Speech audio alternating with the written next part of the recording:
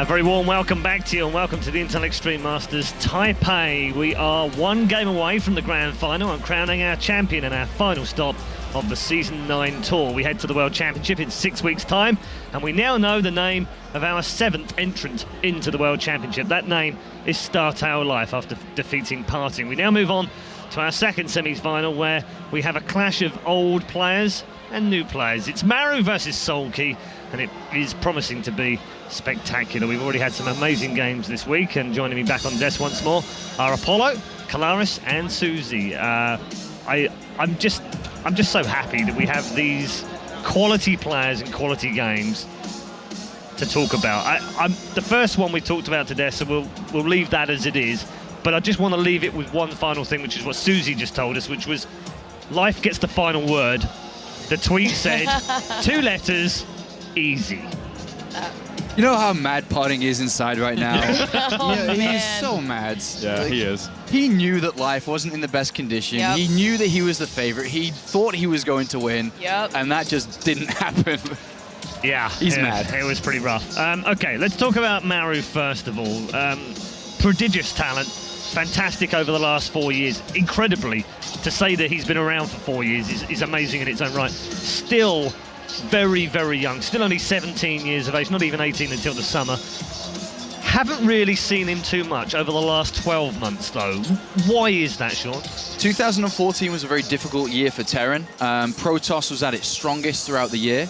And also Zerg was pretty good against Terran too. So things have changed. Things have started to balance themselves out across the all 3 races recently, and it's a lot more skill-oriented than it ever has been before, I'd like to say. And he's shining through, and I think 2015 is going to be his biggest year by far, and he's going to win more than one tournament this year too.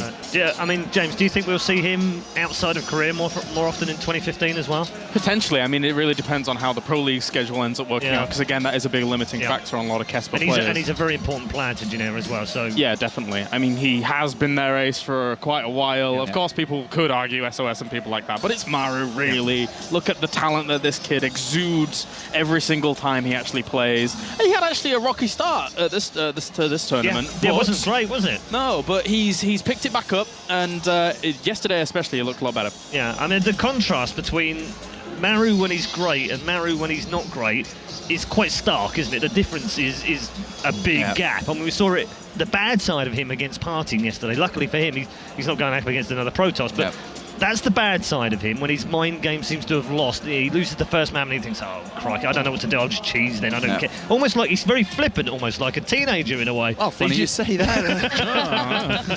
That he's just going to, no, I don't care anymore. He's got to get over that. How does he do that? Experience and coaching, and he'll gain more and more of that as he grows older and older, and he will be one of the best StarCraft players we've seen.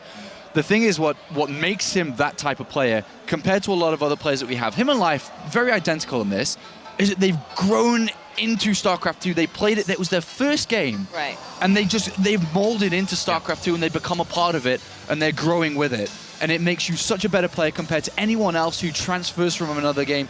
I mean, you look in Brood War, right? Agree, it's exactly the same thing. As you see a lot of Brood War players who try to transition into StarCraft 2, and you only see that a handful actually really make it to the top. Kids like Maru and Life, I mean, like you said, they kind of grew into it. This is their life. And it was the same thing 10 years ago in Brood War. All the best players came from the 12, 13-year-olds who grew into it, and then became the Jadon, became the Flash. Well, exactly young. Yeah, Flash was, I think he was the youngest winner of a Brood War championship. He was like 15 at the time too. Yeah. And Maru and Life have both been on TV at 14 years of age as well, and then won things at 15. Yeah, incredible. It's so impressive, and the best part for me at least, there will be more like this. There will be more Life. There will be more Maru as the game all ages, and just as the youngsters get into it from Korea. Just as a side issue, they have got this conveyor belt of talent, it seems, in Korea. It just keeps coming and coming and coming, 13, 14-year-olds. How do we compete with that? How does Europe compete with that? How does North America compete with that? Well, where do we get our conveyor belt from? I'm just going to go to the history books. I'm going to take it to the history books here, and let's just go back to Brood War, and I say I don't think you can. Exactly. Like it's difficult. Yeah. Okay. Maru, in terms of her personality, I don't want to be too mean about him, but it is like getting blood out of a stone sometimes, Susie, and you've done a great job of actually extracting the maximum out of him in interview. What is he like backstage? Is he a different kind of character? No, he's not. He's actually Is he shy? Is he... I think the only thing he really thinks about is StarCraft. And so when you ask him, what do you want to eat? What do you like to do? What's your What are you favorite gonna do with your color? winnings? You know, he'd just be like, I don't know. You know, and I said this to him. I said, actually, you know, a lot of the Korean players, I don't know if you guys know this, go through interview training. Yeah. They go through media training and things like that. It's not going well. He said he hasn't done any of it yet. Okay. Right? And I said, well, you need to do this because you're a really good player. You're going to be coming out and doing interviews all the time. We really need to see more of you and more of your character. And he's like, I don't know what to say. I don't have anything to say. And I'm like, you do. Can you imagine Just him going through training? There's like a PR lady there, like, okay, Maru, your favorite color is red. Your favorite animals, cats. Okay. Every time they ask you, repeat these. I actually got this vision of a Star Trek room where he actually got put in there and the plug got plugged in and it all got drilled into his head. These are all your favourite things. And then he gets out and goes play StarCraft again. Yeah. Oh, no. So listen.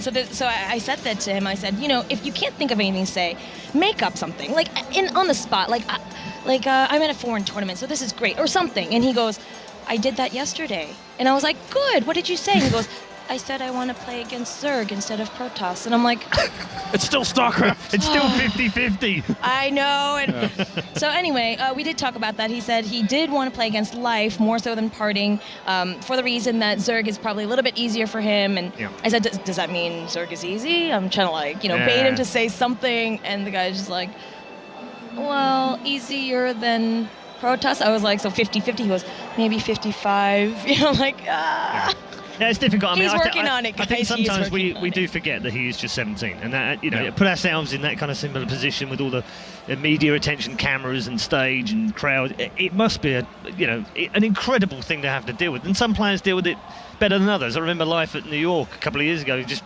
laps it up, doesn't care. He was 16 at the time. I mean, doesn't matter. It's like water off a duck's back to him. He doesn't care. When you grow up with it, when you are 13 and then you're on TV and you're actually playing there, it really is all he knows. I mean, even this morning, before the tournament was going on, I was watching him practice back there. He was with all the Jin Air Green Wings guys in the lobbies, like talking about the games and how he's going to approach it and stuff like that. So it's just intrinsic in his mind. He's grown up with it, and it's really right now all he knows, to the point where he's an automaton. Okay, let's talk about Soulkey.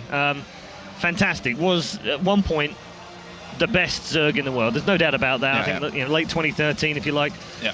2014 wasn't necessarily a great year. It wasn't terrible. He still had some solid results. And the way that he matches up against Maru is actually very good for him. Although he starts off as the major underdog in this semi-final, the history would suggest that he has a great chance in this matchup. He actually went 8 consecutive matches in a row against Maru of wins before losing 3-1, and then has won since. So he's 9-1 in Maru matchup games. Does that have any bearing on this match, Sean? It's got to have something, hasn't it? It's got to play on Maru's mind a little bit. If he loses the first map and... Yeah, it definitely has an impact on it. The scale of it is difficult to tell because they haven't played against each other in quite a while now. No. But, for example, Soulkey never lost to him in Pro League. Like, never lost to him in Pro League. Every time they played, Soulkey would win. Yep. So it does have a bit of bearing on it, but the skill difference between the two of them has to be the underline here. It's Maru who's a much better player and is looking at the finals, where Soulkey's looking to one step further in the tournament, one step further in the tournament. I think that's the most important. He has been the comeback king. We said that earlier on. Go all the way back to the open bracket on, blimey, where are we now? Wednesday, I think it was. And he played True. Lost to True in the first round, dropped down to the lower bracket, played Haas, almost lost to Haas as well, which, I sound incredulous because that would have been a massive shock if he'd gone down to Haas in the lower bracket. Got through that one. Then he had Jack G, almost lost to Jack G as well. That was a 2-1. And then suddenly he finds a bit of form, goes through the lower bracket and gets into the groups. Great, awesome. He's into the main thing. Then he does almost the same thing again in the groups. He worries you. Worries you as a true believer, as it were.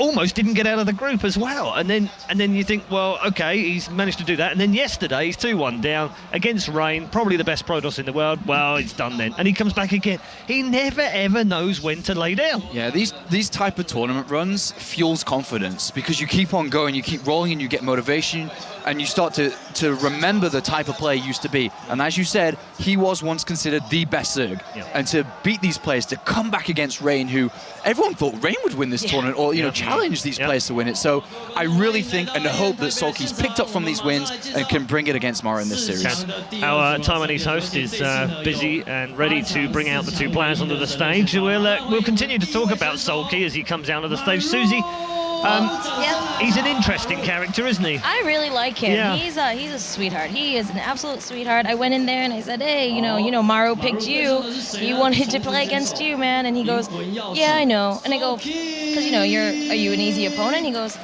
I know. He's like, I understand Terran have a good time versus Zerg. He goes, but there is something called, playing to an opponent and not playing to the race. And he was like, I've beat him so many times that I'm just going to play it as I normally would play against him. This is the first time they're meeting not in Korea. Yes, it is actually.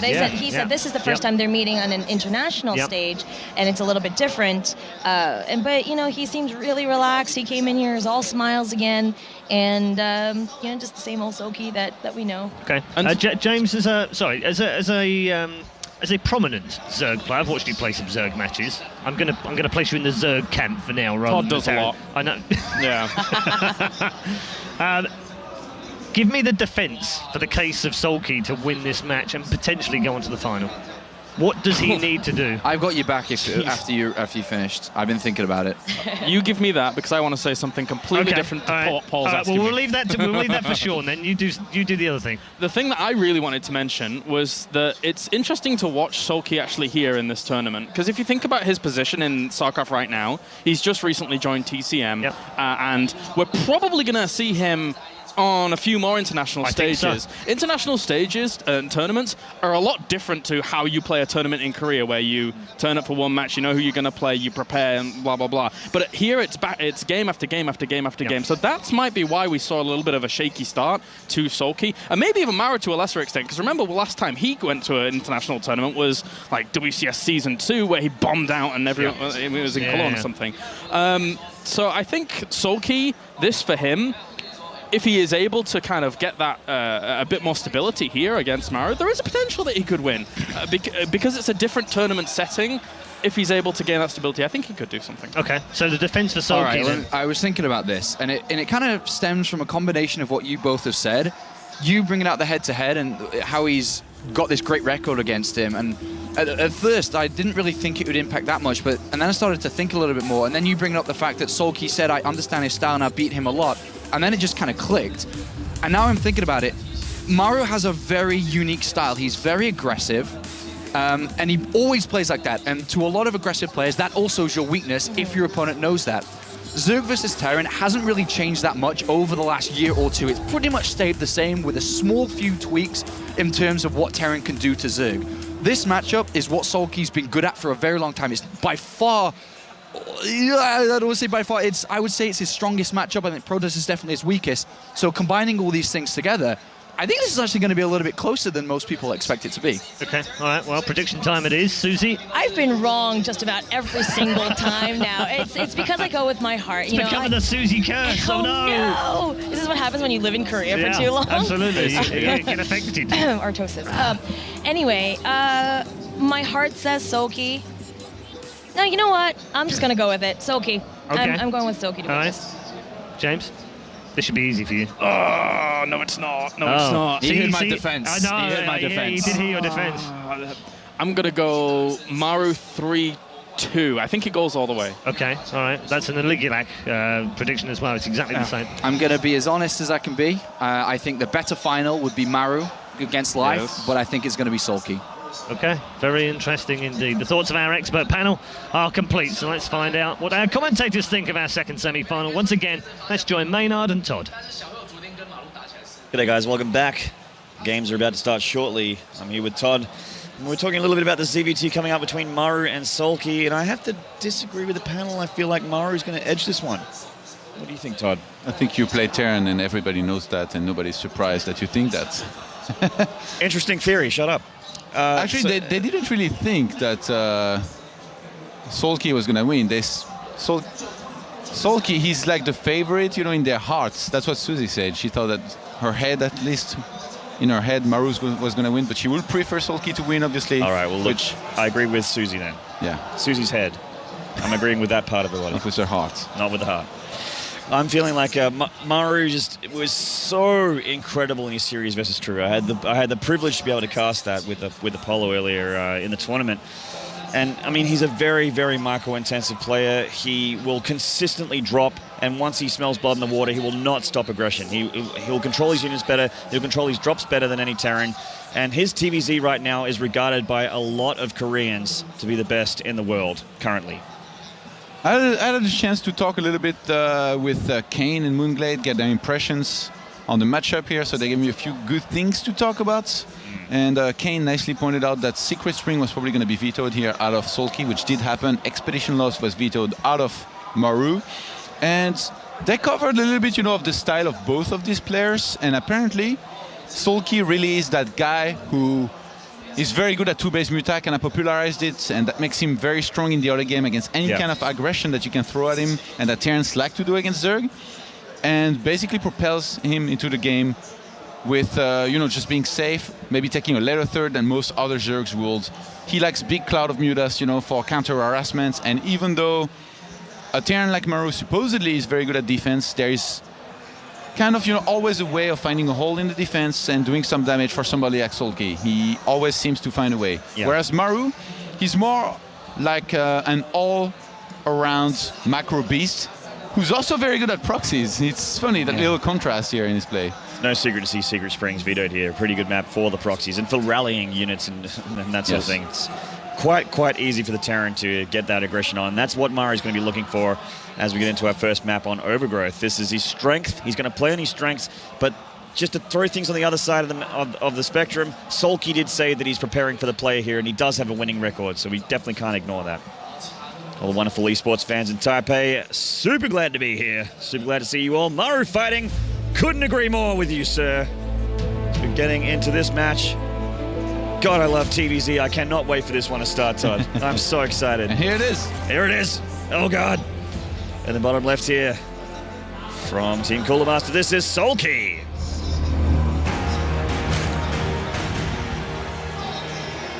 And in the top right here from Jin Air Green Wings, this is Maru.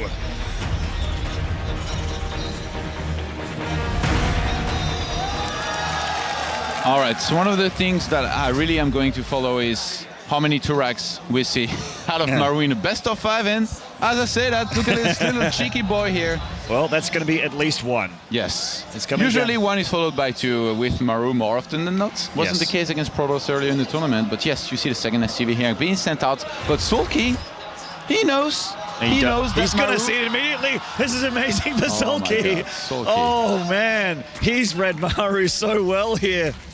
And Maru's in this awkward situation where he just has to keeps going or cancels. Either way, it's terrible for Maru at the beginning of this game. Oh man, the crowd went crazy here, and Maru here, he's definitely gonna wanna adjust as soon as possible. Maybe start another barracks back at home, try and defend this one with the initial SCV, which Soulkey had anticipated. So he's sending out drones. He's even going for the pull behind this.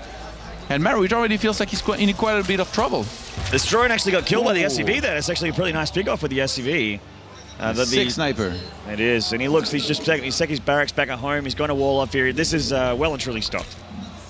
He's going to have to cancel it anytime soon. Making sure that his barracks does not complete.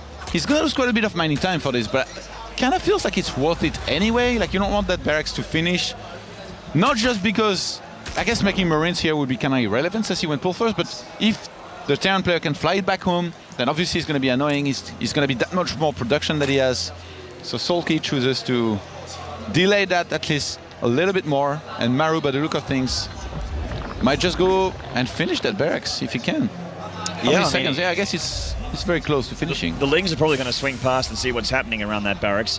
first Marine coming out. Now, Maru did get the gas as well behind this, so he's going to get a pretty quick factory, obviously, as he gets that Marine production happening. He's not going for Reapers or anything silly like that.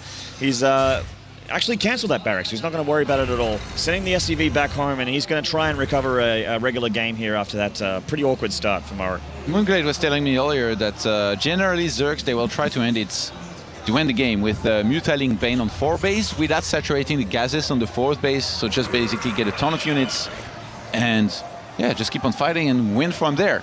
With, I guess, what we could call a slight lead here for Soulkey in this game. Can we call it a lead? I guess he's behind on drones.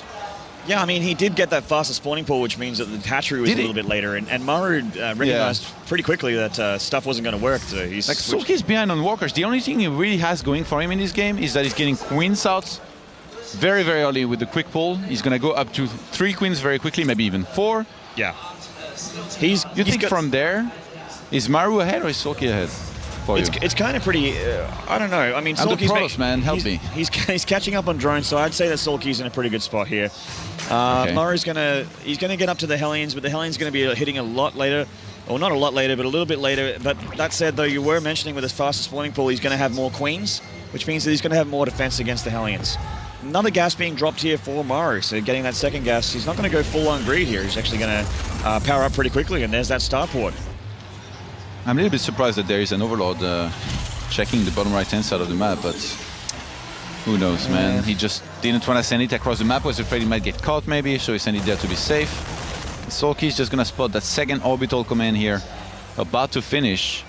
Behind this with the starport, I guess Maru, already having double gas, most likely gonna go for a Cloak Banshee, which, I mean, the Zergs I talked to mentioned it. Soulkey loves to go for the 2-base Muta, and in which case, he's really in a good position to defend against pretty much any kind of attack, as long as he doesn't get too greedy. And this might be a little bit greedy to start at 3rd base. You think so? Yeah, he's starting at 3rd base. He only has 2 gases, so I don't think we'll see Muta just yet, but that could be his plan in some time. He's more just trying to connect the creep, and he knows that his 3rd hatchery is going to be in Maru's crosshairs. I mean, these Hellions aren't going to do much against that hatchery. They can tickle it all day long. The Queens will be able to shoot them off. What they're really looking for, obviously, is a juicy cluster of drones. And that Banshee's going to help out a lot. He's getting Cloak as well, as you'd expect with that fast second gas. Honestly, after hearing Kane talk about Soulkeys versus mech, it sounds suicidal to ever try mech against him. Oh, Maru's not a mech guy. He's gonna go bio. He loves bio. You think he's bio no matter what? I think so. And wow, already a great run by with these Hellions, getting 8 drones here. And a lot of them are actually going to still go down before the Hellions go. They might actually leave, and they will. All 4 of the Hellions still alive, just 1 going down, and he leaves with 3, getting 12 drones. 1 Hellion for 12 drones, Todd. That's a trade I'll take any day. Yeah. 34 SCVs against 26 drones all of a sudden here. Soulkey is going to have to do some droning up, and that's exactly what he's doing with 11 more on the way. Yeah, being produced right now. Look at that unit loss tab. Oh, man. 20-1. Wasn't it the same for Parting and... It was probably the same ratio. No, but it was Parting killed 20 units early on in that one game against just 1 loss and ended up losing the game anyway. So I guess it doesn't mean everything, but in this one, it's not looking that great here for Soulkey, who's going to be ready for the Cloak Banshee with a Spore in the main and natural at least. Yeah, and he's starting his layer now, so we'll almost certainly be seeing Mutas pretty shortly as he gets the 1-1 upgrade for his melee. Banshee does Cloak, but I think the Overlord saw it before it cloaked. Queen already in position, Spore already made, so yeah, I'm not expecting him to take too much damage here. Yeah, so Soulkey here, as long as he's careful enough, pulls the drones away, because Maru's always going to look for a little bit of a hole, you know, where the Spore cannot shoot to try and take down some units here and there. Double eBay finishing here is going to allow him to start 1-1 ASAP with his team startings. Everything's falling into place. The macro beast is working, man. He's an absolute macro beast. Soulkey is too, though. He's definitely going to take that base right below his main, right, as a 3rd, to attack to pressure the 3rd base of Soulkey. Quite possibly. The positioning of the CC makes me think that maybe he wants to flow it over to the more regular far left side, and he has Hellion still alive as well, so... Oh, don't lose that Banshee, Maru. Just gets it out of there. It's going to survive, and actually, yeah, he's flying to the other 3rd base that he can take. And with the Hellions still alive and a lot of Marines, it does certainly look like he's going to have like a pretty quick response to any run by or anything like that for now. He'll be able to wall in with supply depots and bunkers as time goes on, and there's that Spire as to be expected. And the Baneling Nest as well, going down for Soulkey. So Soulkey now at the 10th minute mark is only now finally starting to get a lot more workers than his opponent, with 58 drones to 50 SCVs. I mean, this feels really late. The only thing that Soulkey really has going for him in this game that I like is the creep spread, but sadly creep spread doesn't really directly kill units. It's gonna help with the banelings and zerglings and the engagements, but it slows down bio pushes because Maru's not silly. He doesn't want to go too deep on creep without a critical mass of units and lots of Widow Mines. He's no bomber. No, and he's getting an armory and switching getting more reactors as well. So we'll probably be seeing Widow Mines from Maru or straight bio. I mean, he beat True with almost straight bio at the beginning of his game, switching into Widow Mines quite late. And this bio's going through. He's going to scan and get quite a few creep tumors if he opts to. He's just sitting there on creep, letting Soulkey look straight at him. He's actually setting up a Ling flank. Oh, gonna try to deal with his Marines here, but yeah, Maru can just pick up and leave here. I don't think he cares too much about taking some damage. He's just gonna be able to hail that away here from the fight. Soulkey, I guess he also has his upgrades going faster than the Terrans here, which is nice. Oh man, every time I see 7 Crypt Tumors in the production tab, I'm like, this map's gonna be covered soon. Well, Soulkey's doing a good job of it, and it's certainly gonna slow Maru down, but that said, he's kicking in the NOS right now, scanning and getting some creep tumors.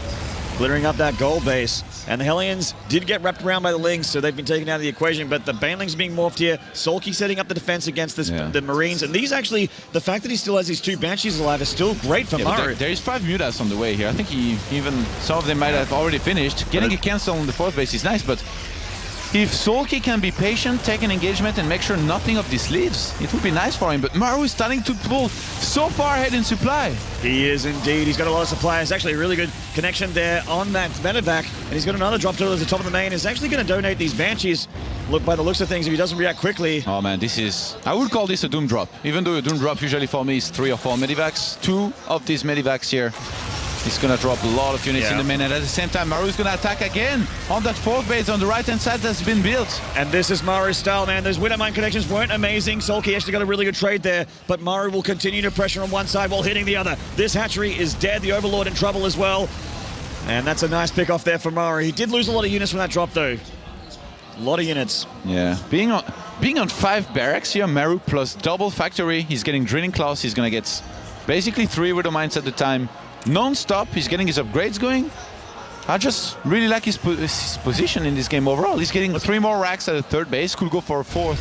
Anytime he's gonna max out so quickly. His macro is incredibly 71 SCVs versus the 66 drones of Soulkey. It's actually insane. He actually needs to cut, I guess. Yeah, he needs to. He actually has made 10 too many, I feel like, thereabouts. But 10 too many? Almost, yeah. The Widow Mines here, the position is gonna be important before he engages, but look at this.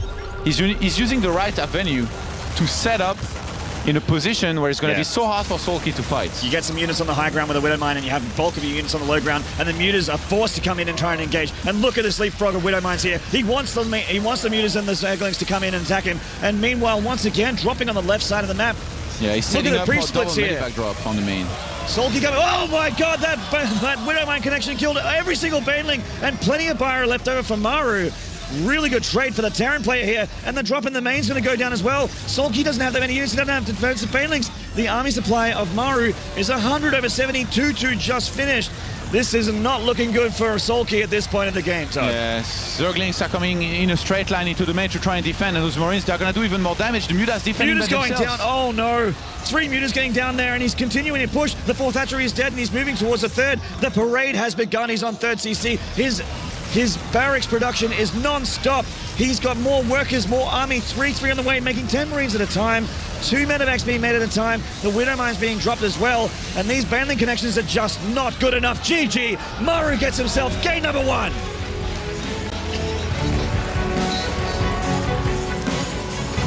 The production tab here at the end of this game kind of tells the story here of how good this guy is in macro games.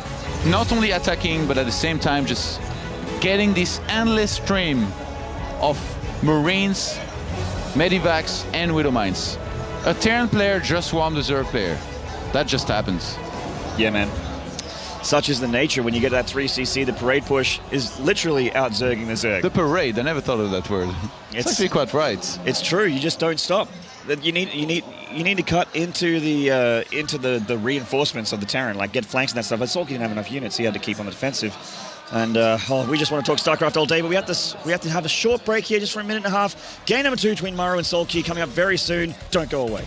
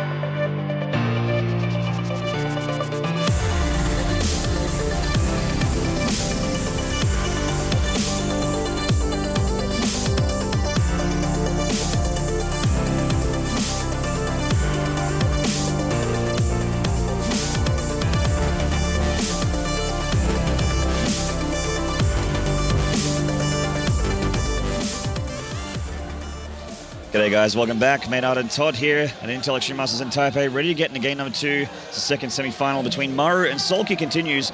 Maru currently 1 game up on the Zerg player. He's looking to change that winning record, Todd. Yeah, I was going to ask you, what do you think about the maps here? We had Overgrowth played first. We're going to be on Vanny Research Station next, and then there will be Deadwing, Catalina, and Inferno. How do you feel about these maps, having seen what happened in the first game? Does it make you even more confident Maru's going to 3-0? I actually, these maps are relatively decent for Zerg players to be able to get to the fast 3 hatcheries where they feel a lot more comfortable. But that said, though, I think that Soulkey might need to change things up and really just know that Maru is going to be so aggressive and go for a bit more two-base play, perhaps. Yeah. Fast muter, maybe, you know, roaches, much more roaches, something to try and bust through Maru and get inside his head a little bit here and just mess with his momentum. You know, at first it felt like pulling the drones like he did was the right move. But then losing a drone the way he did is always going to be wrong, no matter what. So that was definitely a mistake. But then he kept 2 drones here for the longest time. And I think that was a mistake. He should have kept just 1. In which case, if you're a Terran player, you need not only 1 SCV to finish the barracks, but you need another SCV to cover the SCV that's building. So that would have been a massive win economically here for Soulkey, who ended up being quite a few drones behind. And yeah, he was just in trouble from the start. And then after that, you know, those Hellions swooped in, started killing drones, and then you just fall even more behind. Maru's defense, though, wall-offs everywhere, wall-off at the 3rd base, bunker, literally no space for Soulkey to make anything happen. Yeah, and keeping those Hellions alive as well, I mentioned it during the first game, was so good for Maru. He got, obviously, more drone kills, also already being equal with workers after that, and getting the drone kills solidified himself a great spot, took his 3rd really quickly, and the Hellions, with the bio, just completely shut him down. And we're getting into game number 3 here. Oh boy, let's do it. In the southernmost position here from TCM Gaming, this is Soulkey.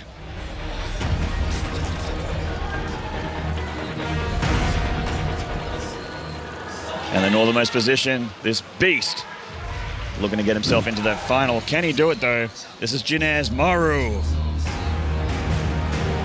Some people might argue he's just a kid, but some others call him the beast Terran. Well, we were talking about, well, the panel was talking about the Royal Roaders back in the day, and Brood War, Jaedong, and Flash being kids when they won, but I would have called them beasts back then, too. Yeah.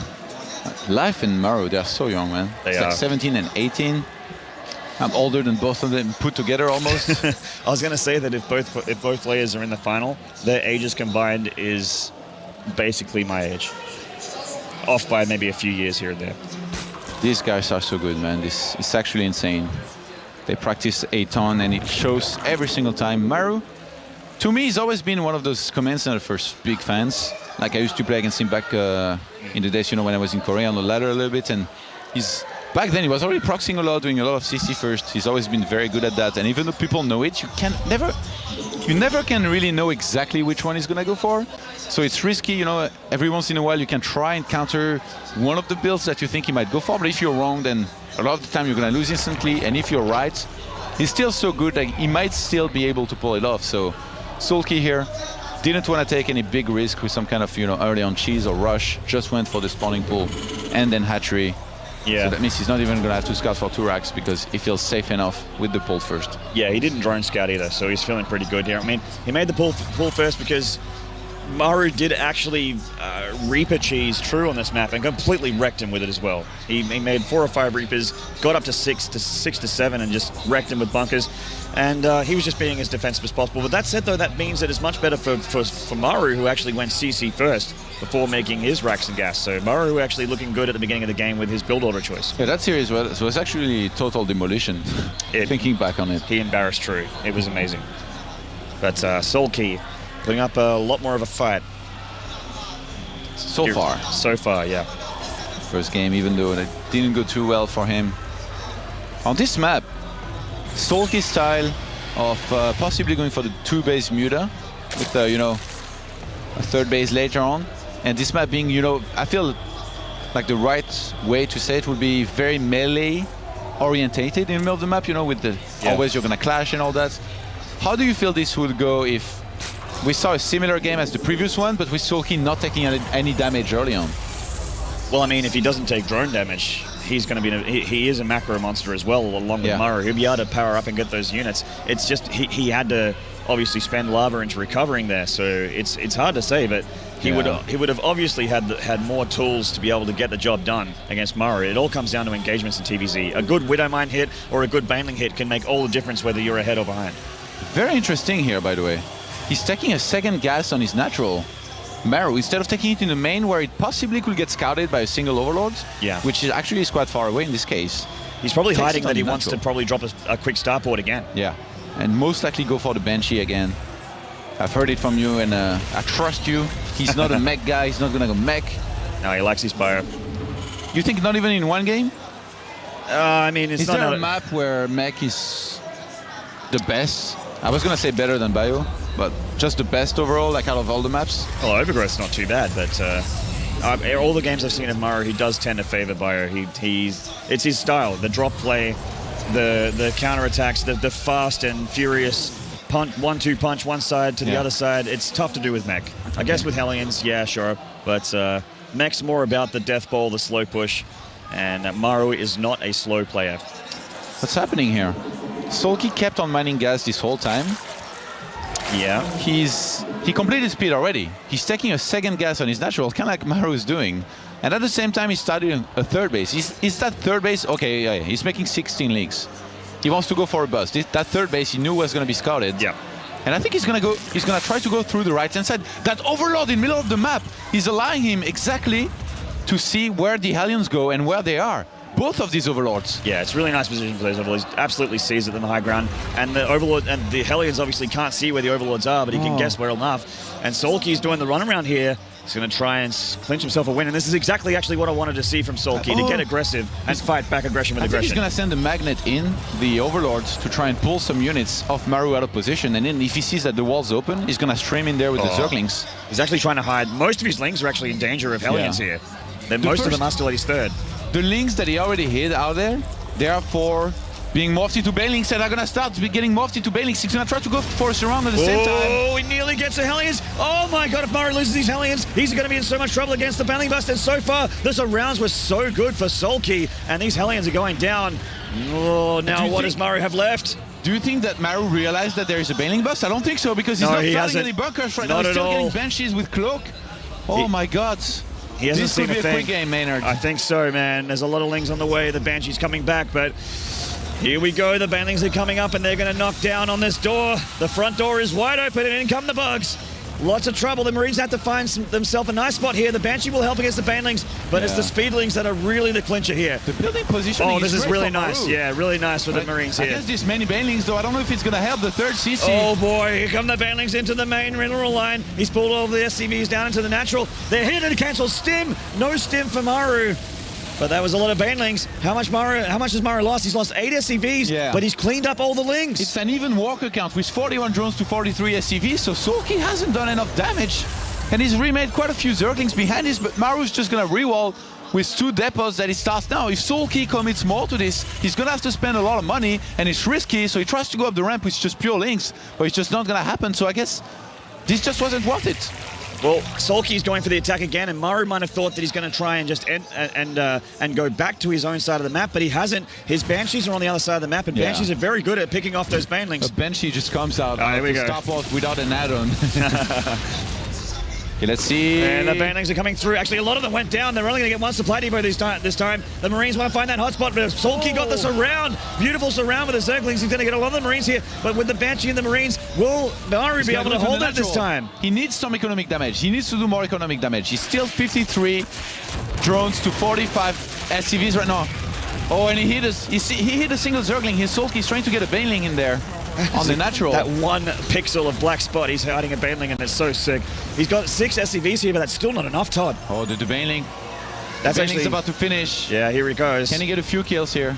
Well, he's not using it. Standing still, he's probably not going to get a whole lot done. Soulkey. Well, he forgot about the Baneling, oh wow, those Banshees got very, very low. It's 64 drones to 49 SCVs all of a sudden, so that attack in the end did quite a bit of damage here out of Soulkey. Maru clearly underestimated this attack. And this gave Soulkey a bit of space. Now he can get that Spire up. He's on his third. He's on 3 hatcheries. He's getting his creep spread happening. The Banshees look like they've been shut down. It didn't look like he got maybe 2 or 3 drone kills to those Banshees, but not too much. Even though Soulkey is in a good place in terms of economy, he hasn't started his 1-1, whereas Maru is about to finish, and he already has an armory, I think, as well. Okay. No, he just started actually, so it's going to be a little bit before he can start that 2-2. But I think I like Maru's position a lot better here. Yeah, I think Maru's actually in a pretty good spot. You can see his supply starting to kick into gear now that he's got his add-ons back on. His mines are coming out. The Marauders are starting to come out as well to soak up the Bane hits. And 1-1 already done. There has been so much action as well that in the midst of all this, it's been really tough for Soulkey to creep spread effectively in the meantime. So his creep spread is actually pretty weak in this game. At the 12th minute, you know, he just has a bunch of tumors, but really not that many. Compared to game 1 on Overgrowth, absolutely. Soulkey having the tower here does mean that he gets to see this medevac as soon as possible. He's medevacs and he brings units back into the back natural to defend. Ooh. Should get denied here. The Mutas are going to actually get a medevac here. Lots of Marines went down there. Gets a Muta, but I would say that was a good trade for Soulkey. But this is nice. Maru, this is staple Maru. Attack on one side while attacking on the other. Lots of Marines here. The hot pickup is good. Doesn't get the baneling connections he wants. And the Cloak Banshees will split. Might have to get out here because an Overseer should be on the way momentarily to help detect them and kill them. He only wants to lose 1 Banshee, so he splits the 3 off into different directions. Maru tries another drop, but Soulkey with too many units in the main with a nice denial again. Are we going to see that big macro game we've been waiting for? Well, you know what? Remember how we were talking about parades last game, Todd? The parade, you can hear the brass band is warming up its pipes, man. He is ready to start pushing here. He's got his crosshairs on this hatchery. This 1 Banshee getting more drone kills at the back. Will get denied eventually. Hellbat's joining the fray with the leftover Hellions. Mixing in some Hellbats here, interesting. Yeah, I still think he wants to go for mostly Widowmines. He did in the last game as well with the last Hellions. Widowmines here actually could connect on his bio. He looks like he's target firing, and he does get a lot of the banelings here. The splits are good for Maru. The Mutas aren't high enough in number to be able to deal with this. His upgrades are better. 1-1 about to finish for Soulkey to be equal in upgrades, but Maru's +2 is well ahead. His supply tells a tale at this point. He's killed 10 drones during this. This guy looks 11 drones. They're still going down. This Banshee uncontested during that attack on the 4th. Maru is so good. Harassing everywhere at the same time, always pulling very far ahead in supply. This guy looks unbeatable in TVZ. I said it, man.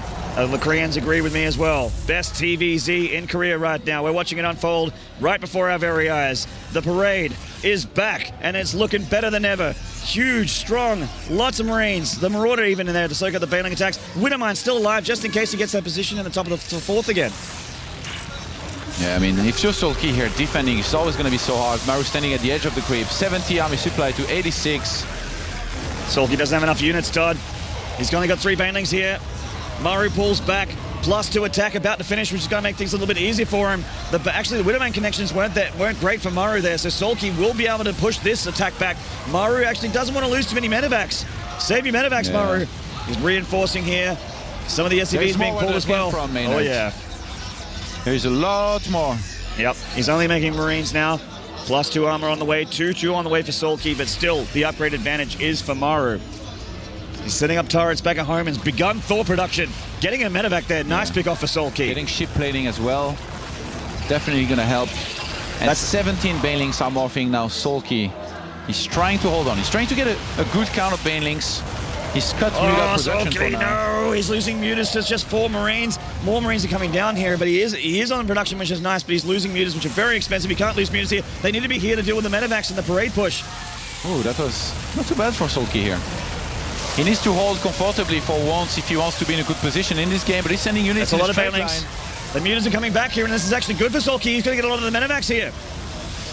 And for the first time here, he's going to be ahead in supply. Okay, not for long, but it happens. It did happen, I saw it. The medevacs dying here really is the big blow that Soulkey got against Maru.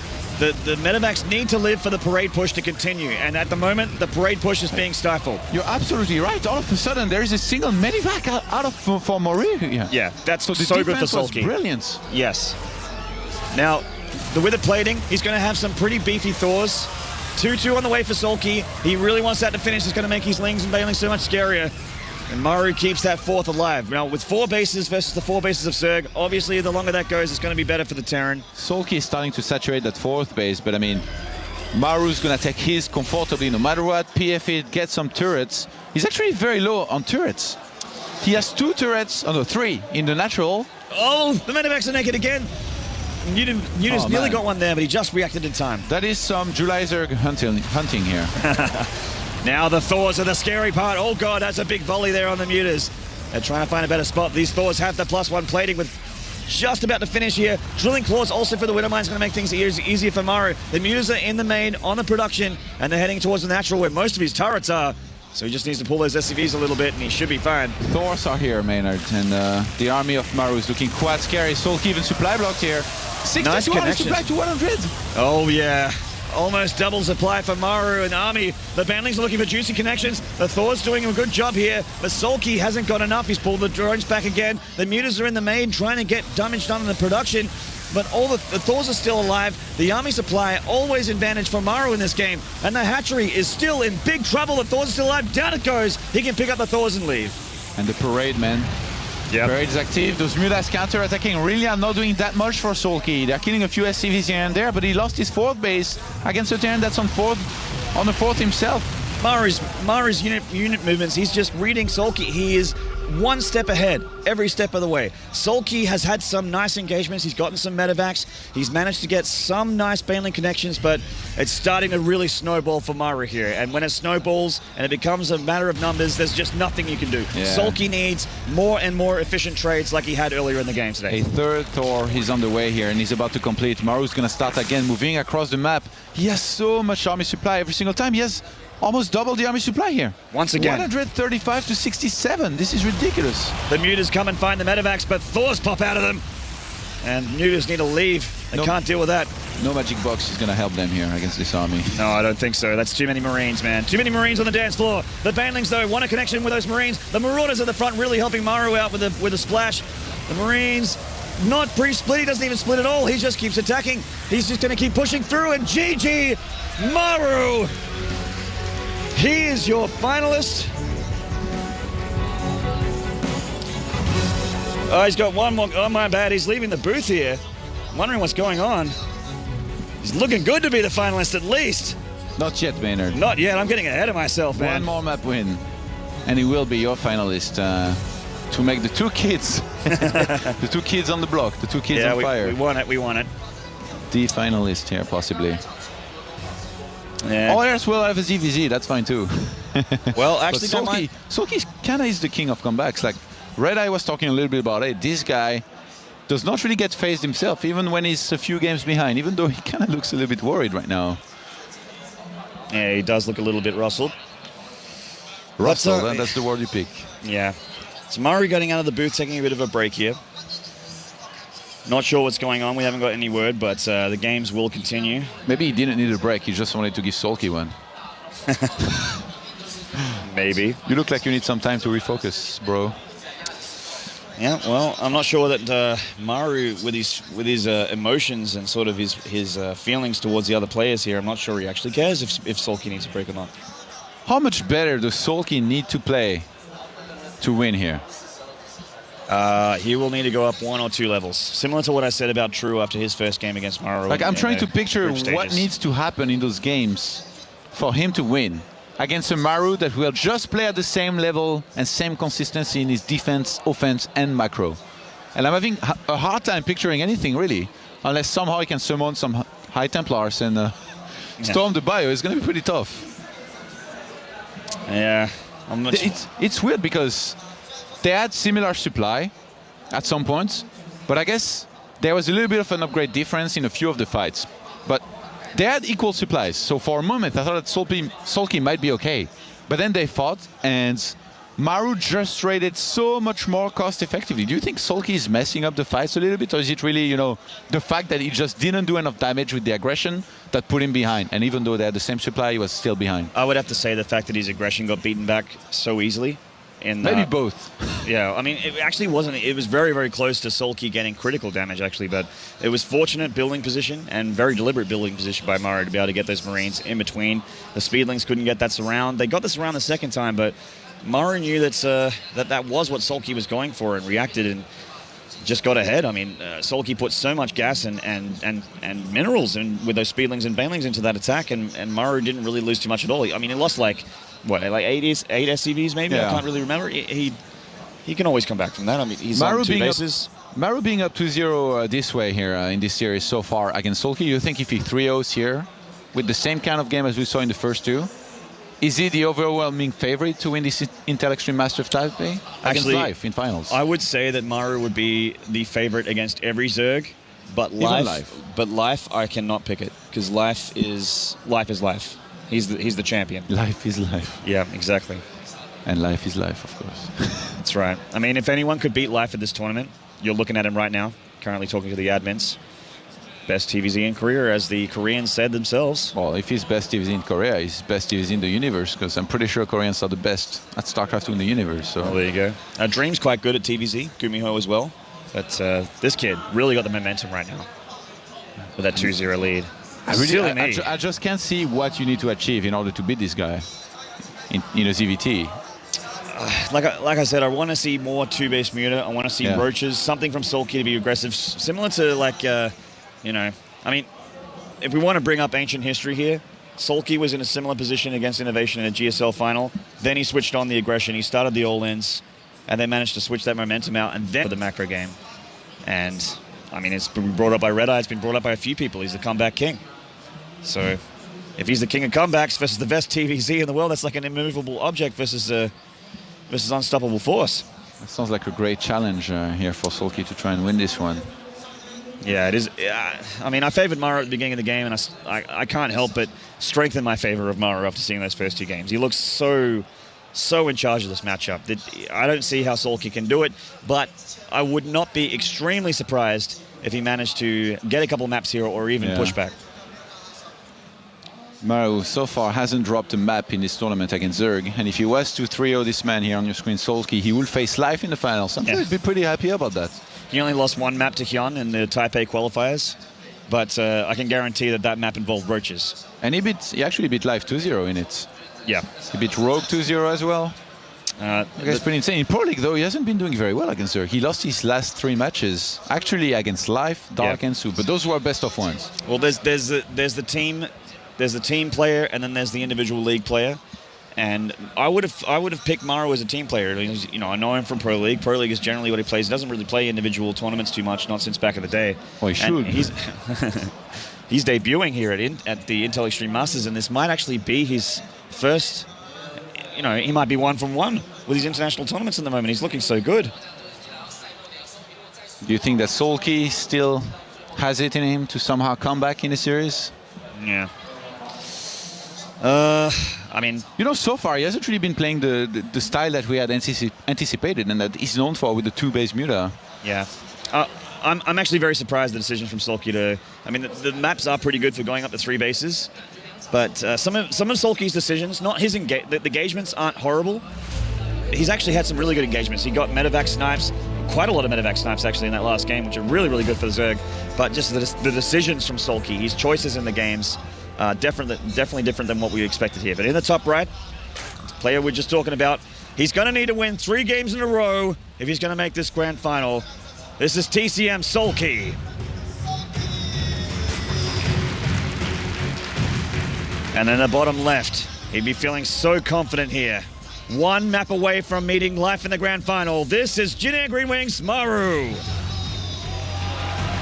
And it sounds like he's a crowd favorite as well. Oh, this man, just so good overall. Yeah. As impressive, if not more impressive than Life, I think. And on this map, wouldn't be surprised if he went for something like a Command Center Force once again. By the look of things, Soulkey not going to be cheesing. Is Soulkey going to go pull first again, though?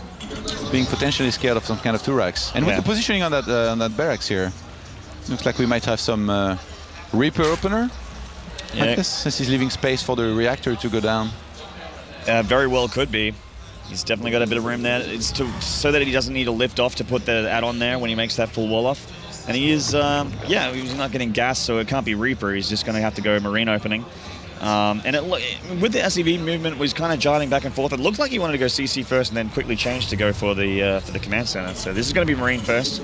Not going to have enough gas here, but he will be able to at least switch over quickly to a factory and get on, switch it on to that reactor, as so many Terrans like to do against Zerg. Soulkey once again is actually not once again. He's actually gone pull first, then he's gone, hatchery first, then he's gone pull and gas. So he's playing a bit more comfortable ZvT. He's playing like he's not 2 maps down in a best of 5.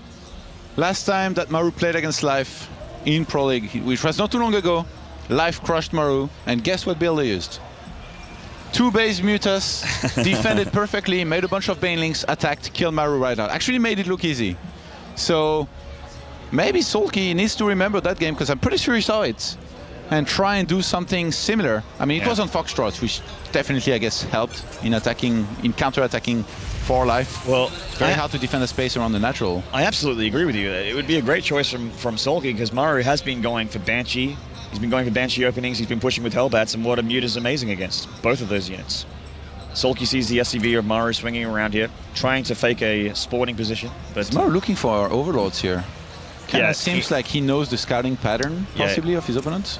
He's a good Overlord hunter, but Soulkey actually isn't going too deep with these Overlords. He's keeping them over high ground and hidden from the Marines, so he hasn't successfully found any Overlords yet. It doesn't look like he's going to either.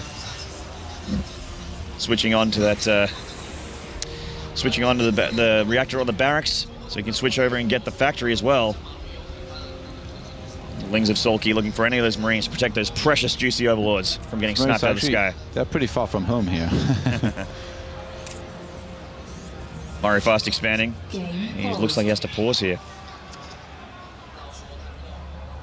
With speed on the way here and halfway through done, and Soulkey's team still mining gas, what do you think the chances are that he does something like an all-in, a bust, you know? Like, surely he has to be going for something like that, right? You don't keep on mining with 2 on the extractors for nothing. Yeah, generally not. You'd expect for... It's just 2, though. Yeah, it is just 2. So maybe he might be going for a quicker lair. Maybe he might be going for 2 base muta. Maybe he might be going for roaches. A better Zerg than I've ever been will be able to have to tell me that. And see the admin here helping up Maru, whatever his issue is. We need some 2 base muta, man. It just needs to happen. I want to see it one time in the series. I want to see how Maru reacts against it. It's actually as dominant as Maru's looked in this tournament, puffing at his cheeks with that water-like flash, trying to channel the god himself. It doesn't look entertained one bit. He almost looks bored. Both players look like they're ready to go. Both players seem pretty happy. Yeah, you're saying? Oh, I was just saying that I'd like to see how Maru reacts against US Munich, because actually, even though Maru's looked so dominant in this matchup, on the ladder, it's kind of switching a little bit in Zerg's favor again, because they're going for the more aggressive, fast unit, not favoring for the quick hatcheries, more and more drones like Zerg's used to.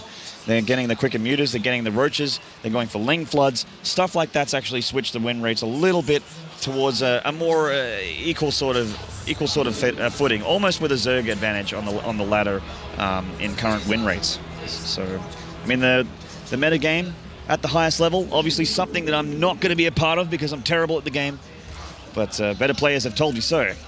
You give yourself too little credit, Maynard. Life's going up to 3 queens here very quickly, so he's going to be able to... Soulkey, sorry. I had Life in my head. Soulkey's going up to 3 queens, so he's going to be able to creep spread very nicely from early on. And so far, still just the 1 gas with 2 drones on it. Speed's about to finish. Let's see if we see anything special here out of him. Whereas for Maru, for the first time, it's going to be a single gas into a starport. He hasn't taken a second refinery to go for some kind of cloak Banshee. So maybe just a Viking or a Banshee without cloak. Quite possibly. I mean, this is Medivac. So, okay, so no. So he's going to go for an elevator. Yep. Hellions coming out here and going to get a Winter Mine as well. So he's going to let up a Medivac with the Marines while pushing. And Soulkey going for the pretty quick flare here and dropping the extra gases. Looking like that we got our wish, Todd. Yeah. Soulkey, he saw that there was no tech lab this time on the starport, so he knows that there's not going to be any Banshee headed for him anytime soon. So he must know that it's either a Viking or a Medivac, with obviously a preference on the Medivac. He's going to have to be careful. He's going to have to make enough unit to be able to defend against everything he's going to be hit by, which is, in this case, 6 Marines and a Widowmine in the Medivac, and 3 Hellions, I guess, into the natural. Yeah. Is he going to go for the elevator, I think? I think usually you see, you know, the drop in the main and the attack and the natural here for Terran. With 2 hatcheries and 3 gases. Well, actually, it's 4 gases now. Yeah, there's that 2 base muta. Spore crawlers are up already for a Soulkey. So how do you like that spore in the main? the spore in the main? Yeah, the position like doesn't seem like it's going to be able to shoot, really. Yeah, I mean, it's surprising. It looks like he's ready for Banshee here, but Maru obviously not going ready for it. He's going to drop another barracks in that reactor. The Overlords have seen in position. The Queen's in position as well. This drop shouldn't do too much here. Oh, Soulkey's all over it like white on rice. Shoots. Oh, God, this is actually very close to going down. Wow. Ooh, that was close. And in the end, not able to do any damage in this game. Maru for the first time. He has not killed any single unit this game. This is about to change here with the Port Viking that he made, but Life is the only one that has killed units this game. Oh, actually, he lost 3 units and killed nothing, but those were 2 Links and 1 Overlord, which is definitely not the end of the world here. Not for really. him. Losing an Overlord kind of sucks. Definitely better than the previous games. Let's just say that. Yeah. Soulkey already looking better at this game than the first 2, and that's good for Zerg fans out there because he is 2 maps down. Oh God, that's so nice. Catching those Hellions out in the middle of the map for almost no damage. And we have to pause again. The Spire is very, very close to finishing Maynard, and we have, I guess, a little bit less than 800 gas. He should have 800 gas by the time the Spire finishes. So I guess we're going to see 8 Mutas here, or I guess 7 Mutas and Zerg Flyer attacks level 1 very quickly into this game before Maru really hits with anything else, because he lost basically his map control here with the units that he had at the Watchtower. So yeah, the Hellions dying is terrible. Soulkey is in a great position here from here. He's on 52 drones against 44 SCVs. He's got 2 more about to come out. I quite like his position. He has a lot of Lings. He's made a Baneling nest. But I think that most of his gas is going to go into the mutas here. He definitely wants a nice muta count. And earlier in this game, you can almost just park it on the production. You don't generally have enough production to just reinforce against that many mutas into your main at this part of the game. But Maru is actually looking not too bad in his main with his production. Stim, 3/4 of the way done. So at least Stim will be finished before the mutas pop. But it's still going to be a little bit difficult. We'll see how this engagement goes with the Lings heading towards the wall. I mean, Maru at least has a full wall off for his supply depots and units in position to be able to bat away those Lings. But if Soulkey chooses to go for Banelings, he could actually not only supply block Maru, but flood the natural, and that would be bad for him without the Hellions. Maru went into a lot of barracks here, but his team pack is still not that close to finishing, and we didn't have a 3rd CC starting yet, whereas Soulkey just started his 3rd base. So overall, I mean, Soulkey is not super far ahead, but I would say he's definitely ahead in this game. And yeah, since catching those Hellions, definitely it was even up until that point. He's got a bit of a lead now. He already has a few Overlords very nicely placed, by the way, around his base too, to spot any kind of potential drops that could be headed his way, which is always good. Yeah, very common drop paths. Overlord spread looking pretty good around the main there, and you know, you'll be able to see it yourself when we get back to the game. And he's getting a 3rd hatchery behind this as well. Is it going to be one of those great comebacks Soulkey is known for? Could be. Wouldn't count it out. Soulkey seems like he likes a challenge or something. Like he waited being down 0-2 before he finally busted out, you know, the build that he's known to be really, really good at. Maybe he thinks he's the good guy in every single anime in the history of time, where he just gets beaten up by the seemingly undefeatable bad guy. You always lose the first fight, but then you come back and then you come back with some new special power, and all of a sudden you're the hero, and everyone's like, "Oh my God, I can't believe that happened." And Maru, with his Vikings, only got the 1 Overlord kill. So far. He's nowhere near supply blocking Soulkey, but it is nice damage. I mean, it's. What's been your favorite series so far this tournament? There's too many. I think Hero Maru probably is my favorite series so far. There were some pretty damn high caliber games. I don't think too many people really. It's probably like, I would say maybe the game where almost nobody expected Maru to win. Yeah, most people favored Hero. I favored Hero. Everyone at the desk favored Hero. And the stats even favored Hero. But I mean, in an Intel Extreme Masters, you can never go against Hero. Like this guy, this is his home, but pretty much always delivers. Like I said, Maru's just he's come to this house, kicked in the door, get out. Made Carmack buy him a sofa bed because he's moving in. It's his house now. The new kid is here, and he's here to stay, man. That's right. Hero watching from the sidelines today. It's a little bit sad to see, but he's always got a smile on his face. It's actually going to be a really big year for Hero. Well, we're just talking about him. Looking great in the WCS points. Well and truly, like he's 700 points ahead of the rest of the table in WCS. That's definitely a nice lead to have early. It's very early in the year. Very early. I can't believe they scored this many points Actually, already. Hero has as many points as Flash had at the end of the season before BlizzCon. Yeah. And Well, yeah, Flash didn't have that many points. No, but I'm just saying, yeah. like, it was still 1,700 or something. Yeah. He built up. Yeah. So I think if Life actually wins this tournament, he will be almost equal, if not overtake, Hero in WCS points. He'll get 750 from the start. I mean, with Live shape in this tournament, come on.